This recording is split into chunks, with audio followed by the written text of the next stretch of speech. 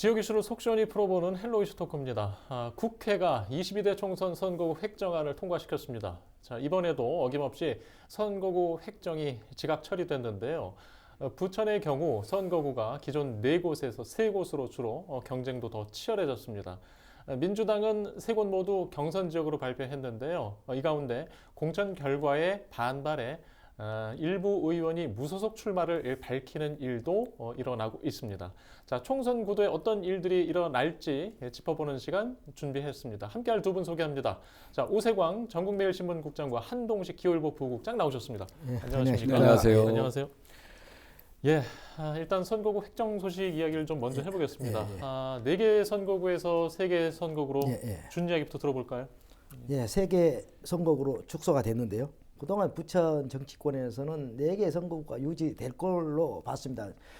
국회의원들도 당 지도부가 부천 선거구는 4개로 사수할 것이라고 이제 약속이 있었기 때문에 충분히 믿고 있었는데 결국 여야 협상 막바지에 3개 선거구로 이제 줄어든다고 하니까 국회의원들이 전부 이제 강력하게 이제 반발도 했습니다. 그럼에도 불구하고 이제 지난 2월 29일 날 이제 국회에서 최종 이제 선거안이 부천시 가불병정 선거구 4개를 부천시 가불병 선거구로 이제 확정되면서 축소가 됐는데, 당초에는 선거구 이제 획정안이 3개 구의 행정구역을 무시하고 또 생활문화권이 무시된 채 이렇게 획정안이 구별되어 있었는데, 이번에 이제 선거안이 협상 과정에서 경계 조정을 좀 조정하면서 기존의 이제 행정구역을 상당히 이제 반영을 해서 조정한 걸로 이제 알고 있습니다. 오정구 일부가 일부와 원미구 일부, 또 원미구, 소사구, 오정구 일부가 또 묶여 있었고, 또 원미구, 소사구가 묶여서 하나의 선거구가 됐었는데, 그 어떤 그 당초의 행정구역을 조정해서 원미구 내 부천 갑선거구였던 소사동과 역곡 1, 2동이 소사구와 병합해가지고 부천시 병으로 되어 있고요. 나머지 부천 갑선거구였던 동들이 오정구 지역과 이제 병합해가지고 부천 갑선거구로 됐습니다. 기존에 이제 부천을 선거구는 기존 중동 신도시, 상동 신도시를 관할했기 때문에 그대로 이제 유지돼서 이제 확정이 됐습니다. 이제 그렇기 때문에 이제 부천시 갑선거구는 오정구의 일부, 오정구하 부천 갑선거구 일부, 또 부천을은 원미구을 자체 기존의 이제 선거가 유지된 거고, 부천병은 소사구 전체와 기존의 원미구 내 부천 갑선거구 일부 동이 이렇게 합쳐져서 조정됐습니다. 예, 이게 참 그림을 보면서 자세히 설명드려야지 이해가 쉽지 이게 말로는 잘 머리에 들어오지 않을 것 같습니다. 유권자분들이 좀 혼란스러울 수 있는데요. 저희가 선거 전에 다시 한번 자세히 좀 설명드리는 시간도 좀 갖도록 하겠습니다. 한 국장님, 지금 이제 부천의 경우에 선거구가 4개에서 3개로 줄어든 거는 보통 큰 일이 아니잖아요. 네, 그렇습니다. 예, 지금 감소 배경부터 저희가 잘 이해를 해야 될 것 같아요. 네. 아무래도 그 선거 총선 앞두고서는 당연히 지역구의 선거구에 대한 분구, 합구 이거에 대한 논의가 이루어지게 되는데요. 당초 그 부천 입장에서 보면요. 실현 가능성이 없다. 그 줄이는 거, 선거구 줄이는 거 실현 가능성이 없다고 생각을 했었고요. 당연히 뭐 부천 선거구 같은 경우는 뭐 민주당에게 상당하게 유리한 지역 아닙니까? 그동안에도. 그런데 이제 선거 볼 때 그 부천 입장에서는 선거구를 축소하는 부분이 국민의 선거권과 평등권을 침해했다. 이렇게 항의할 수 있겠지만요.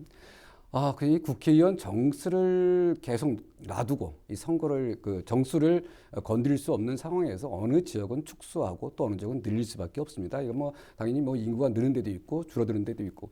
근데 이 부분을 단순하게 인구 비례로 봤다고 보여지지는 않고요. 제일 중요한 건 이번 선거구 축소에서는 결국 정치적 판단에 따른 것 아니냐. 특정 정당이나 특정 후보자에게 유리하게 자의적으로 선거구를 정하는 이 게리맨더링의 어떤 결과 아니겠느냐 이렇게 보여지고 있고요. 특히 다수당인 민주당이 이 안에 동의할 수 있었던 거는 결국 그 선거구를 축소하더라도 전체적인 선거에 영향을 미치지 않는다 이렇게 좀 판단했기 때문으로 이렇게 보여집니다. 네. 예, 알겠습니다. 자, 일단 선거구가 줄어든 부천, 이제 획정 구획도 달라지면서 이제 출마를 하는 그 예비 후보자들의 이제 선거 운동장도 예. 바뀌었어요. 예, 그래서 예, 예. 지금 공천을 민주당에서는 먼저 이제 경선 대상자들 발표가 예, 있었죠. 예, 예. 자, 지금 어떻게 지금 분배가 됐는지도 좀 정리해 보고 가겠습니다. 이제 선거가 축소가 이제 하게 예. 됐잖아요. 이제 민주당 공관위가 3월 1일 예비 후보 대상으로 이제 변경됐기 때문에 이제 선거구 변경 신청을 받았습니다. 신청을 받았는데 이제 대부분 이제 부천 갑이 이제 오정구하고 이제 합쳐졌기 때문에 오정구의 정 후보들이 부천 갑으로 다 돼 있기 때문에 전혀 변동이 없었습니다. 변동이 없었고 이제 신청 받은 지 하루 만인 3월 2일 날 이제 경선 후보들을 발표했는데 사실 경선 일정은 3월 첫째 주말인 8일이나 10일 사이에 이제 이루어질 걸로 이제 전망을 하고 있습니다. 경선 방식은 뭐 권리당원 50%, 일반 시민 50% 여론조사인데 이제 선거구별로 이제 컷오프돼 있는 경선 예비 후보들을 상대로 이제 자기 지지를 이제 당부를 예. 하고 이제 지지세를 결집하고 있습니다. 어느 후보가 누구를 지지한다라는 게 이미 이제 바닥에 이제 퍼져 있는데 이제 부천 갑의 경우는 이제 현역인 김경업 의원과 서영석 의원, 비례대표 의원인 유정주 의원 3자 예. 경선으로 발표가 됐습니다. 1차 가반 득표자가 없을 경우에 이제 2차 결선 가는 걸로 되어 있는데 사실 지역구 의원들이라 보니까 상당히 지역 지지세가 강합니다. 그렇다 보면 1차에서 가반이 나올 확률이 없기 때문에 2차 결선까지 가지 않겠느냐. 그렇다 보면 1차 경선에서 3위로 컷오프 탈락한 분을 어느 후보가 잡느냐가 어떤 경선 승패에 상당히 이제 좌우될 걸로 보고 있는데 이제 뭐 지역구 의원 2명에 이제 비례대표 이제 1명의 예. 이제 현역 의원이다 보니까 다른 지역 같은 경우는 이제 부천 을 같은 경우는 예비 후보 2명, 현역 의원이 없고 서른 의원이 탈당으로 인해서 또 부천 을은 부천 병은 현역과 이제 다른 예비 후보 이자 대결인데 부천 갑의 경우 이제 3자 현역들만 예. 대결하다 보니까 가장 핫한 선거고 여기에 대해서 이제 관심이 가장 이제 주목되고 있는 건 사실입니다. 부천 이제 을은 김기표 전 청와대 반부패 비서관과 서진웅 전 국무총리 정무비서관 예. 2인 경선으로 되고 있고요. 부천병은 김상희 이제 현 국회의원하고 이건태 이제 이재명 당 대표 특별 보좌역 2인 경선으로 이제 후보가 결정되는 걸로 이제 발표가 되었습니다. 예. 자, 민주당 상황은 이렇고요. 지금 각 정당별로 좀 뭔가 상황은 다 다른데 그래도 지금 국힘은 아직 윤곽이 나오진 않고 있죠? 그렇죠. 지금 예.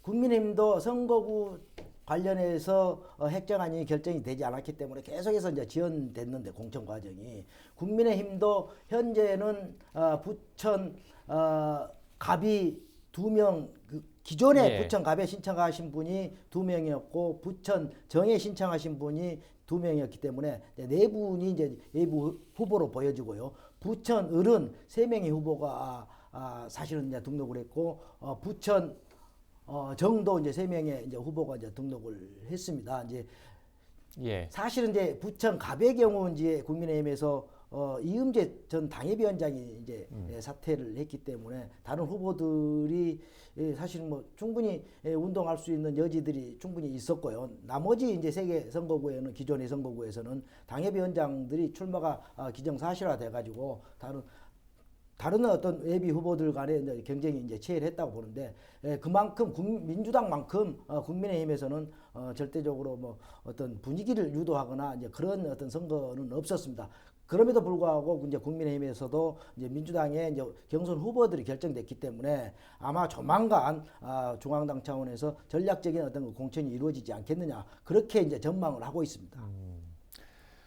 일단 그 직전에 사실 그 부천의 이제 서른 의원이 지금 부천 그 강에서 이제 공천 하위 평가를 받으면서 무소속 출마를 지금 예고한 상황입니다. 지금 그 지역의 부천 을 출마 민심이라든가 지금 상황은 어떻게 보고 계십니까? 지금 당 중진의 이 같은 행보에 여러 가지 이야기들이 나올 것 같은데요.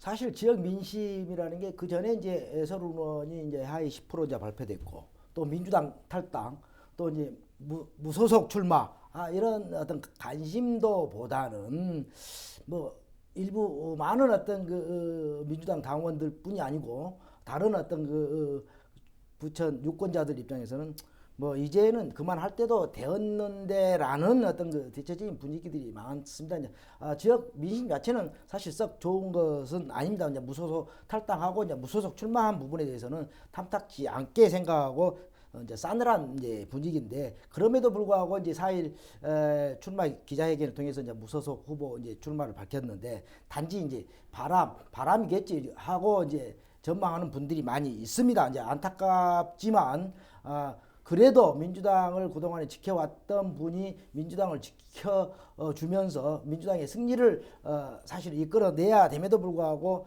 민주당의 어떤 불만을 갖고 이제 탈당하고 이제 무소속 출마한 부분에 대해서는 상당히 이제 분위기는 좋지 않다. 어떤 비판보다는 이제 비난의 수위가 이제 높은 부분인데 다만 이제 본인 서른 의원이 자기가 데리고 있는 도의원과 시의원들에게는 민주당을 탈당하지 말고 민주당에 남아 있으라. 이제 그렇게 이제 상당히 이야기한 걸로 전해지고 있는데 이건 뭐 높이 평가될 만합니다.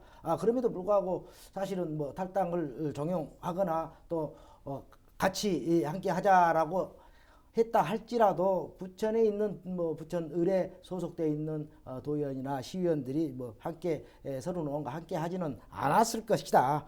일부 이제 서른 의원을 그동안에 이제 지지했던 분들만 서른 의원 따라서 움직이지 않겠느냐. 이제 그렇게 보고 있고 핵심 당원들 입장에서는 무소속 출마는 민주당 후보를 죽이는 꼴이다. 이제 비판하면서 이제 우선 국회의원으로서 부적절한 어떤 그 행위 아니겠느냐라는 어떤 그 이야기들이 많이 돌고 있기 때문에 그동안 향후 이제 서른 의원의 어떤 그 역할이라든가 행동 반경이 예. 어떻게 이제 진행될지는 두고 봐야 할 것 같습니다. 예. 일단 뭐 저희가 좀 그 균형 시각에서 보기 위해서 한 가지 더 질문드리자면 예. 지지하시는 분들의 시선도 좀 많이 보실 거 아니에요? 예. 그런 이야기는 뭐 나타나진 아직 않고 있나요? 그러니까 지지하신 예. 분들은 서른 의원이 그동안에 의정 활동을 잘했다. 예. 잘했는데도 불구하고 왜 하위 10%에 들어갔느냐. 이거는 이재명 당대표의 사천이다. 라는 것으로 불만을 가지고 민주당의 핵심 당원들마저도 이제 민주당을 지지하지 않겠다. 서른 의원이 무소속으로 출마하면 사실은 서른 의원을 지지하겠다. 그렇지 않은 사람들은 또 일부는 민주당도 싫고 무소속도 싫고 차라리 국민의힘 지지하겠다라는 뭐 일부 당원들도 있기는 합니다. 그럼에도 불구하고 이분들이 지금은 그런 심정을 갖고 있겠지만 결국 투표장에 가면 민주당 당원 핵심 당원들은 민주당 후보를 찍지 않겠느냐. 만에 하나 이게 이제 무소속이 수도권에서는 되기가 쉽지 않지 않습니까? 이제 그러다 보니까 서른 의원을 찍었을 경우에 또 민주당 후보의 어떤 그 성패에도 영향을 미치기 때문에 사표가 될 가능성이 있다. 이제 그렇기 때문에 민주당으로 마지막에는 민주당 당원들 입장에서 모두가 민주당 표를 찍지 않겠느냐. 그렇게 이제 전망하는 분들이 많이 있습니다. 예. 알겠습니다. 한국장님. 일단 자 이런 일들이 이제 여러 선거구에서 있을 수 있는데요. 총선에 이제 사실 미칠 영향, 이제 무소속을 출마하거나 또 이후에 여러 가지 후보들 간 갈등을 통해서 어떻게 보세요? 어떤 영향을 미칠까요? 이번 총선에서도 뭐 여러 가지 상황이 있는데 지금 당장은 민주당의 이런 그 경선 갈등, 그 후보 공천 갈등이 영향을 미치지 않을까 이렇게 보여집니다. 지금 당장 부천을 같은 경우에 탈당을 이미 그 얘기했고요. 그리고 그 서른 의원 같은 경우 지난 총선 때 5명의 후보가 난립한 상황에서도 54.9%의 득표율로 당선됐는데요. 일단 뭐 저희 무소속으로 출마를 하겠다 이렇게 하긴 하겠지만 출마는 두 가지 방향이 있을 것 같습니다. 민주당으로 돌아가겠다는 생각이 있으면 무소속으로 계속 나갈 거고요. 그리고 이 민주당에 대한 이미 정이 떨어진 상황에서 다시 민주당으로 돌아가겠다 이렇게 하진 않을 것 같고 그렇다고 하면은 이낙연 대표 그 탈당파가 주축이 된 이낙연 대표의 새로운 미래로 합류할 가능성이 큽니다. 그렇다고 보면은 그 이번 그 부천을 이 선거 판세에도 큰 요동을 칠 텐데요. 기본적으로 그 총선은 민주당과 그리고 국민의힘 양강 구도로 치러지게 됩니다. 하지만 이 공천 갈등이 표면화되면서 이 제3당의 역할, 이 매우 중요할 것으로 보여지는데 그런 점에서 서른 의원이 새로운 미래로 선거를 치를 경우에요. 총선 판세가 이건 좀 그 기존에 우리가 생각했던 양당 구조 중심보다는 좀 더 다른 변화가 있지 않겠느냐.